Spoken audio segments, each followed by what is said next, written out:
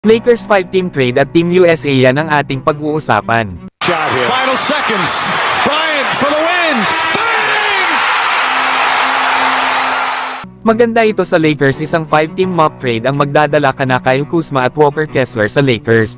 At ito nga ang nasabing trade idea ng 5 kupunan. Na makukuha nga ng Lakers sila Kyle Kuzma at Walker Kessler. Habang makukuha naman ng New York Knicks si Lauri Markkanen. Para naman sa San Antonio Spurs ay makukuha naman nila sila Julius Randle at 2 second-round picks sa 2025. Habang para naman sa Utah Jazz ay makukuha naman nila sila Rui Hachimura, Jared Vanderbilt, Zach Collins at 3 first-round picks. Para naman sa Washington Wizards ay makukuha naman nila sila D'Angelo Russell, Gabe Vincent, Drew Eubanks at isang 2031 first-round swap rights mula sa Lakers. Yan nga mga idol ang nasabing trade proposal ng 5 kupunan. Pero ang ating pag-uusapan dito ay ang Los Angeles Lakers, na kung saan ay babalik sa kanila itong si Kyle Kuzma kasama ng bigman na si Walker Kessler. Lalo ngang lalalim ang kanilang kupunan at versatility sa kanilang frontcourt. Na ito ngang si Kyle Kuzma ay may ability na ma-stretch ang floor at makagawa ng sarili niyang tira.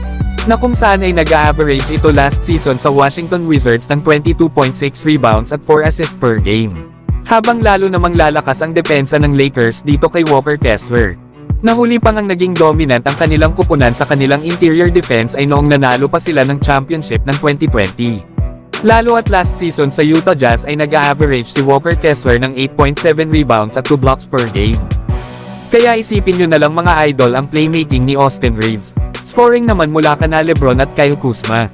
Habang ang depensa naman nila Anthony Davis at Walker Kessler ay walang duda na sobrang lakas ng kanilang starting 5 next season. Pero kayo mga idol, ano ang masasabi nyo dito?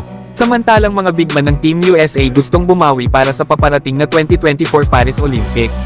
Alam naman natin na sa nakaraang World Cup ay nag-struggle ang Team USA sa kanilang size at physicality ng kalaban. Kaya naman ay humantong ito sa kanilang pagkatalo.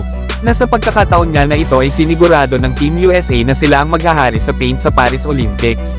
Na ayon pa nga kay Anthony Davis ay pakiramdam daw nila last year ay nabully sila. Para naman kay Joel Embiid ay nagbanta ito na mahihirapan nga daw ang mga kalaban na mabuli siya. Habang para naman kay Bam Adebayo ay maaga pa lang daw ay ipakita na ng Team USA ang kanilang puwersa kahit sino pa ang nasa loob ng court. Gusto nga ni Bam Adebayo na umpisa pa lang ay ipakita na ng Team USA ang kanilang pagiging dominate. Kaya asahan natin mga idol na nakafocus ang Team USA sa physicality, rebounding at interior defense nila. Pero kayo mga idol, ano ang masasabi nyo dito?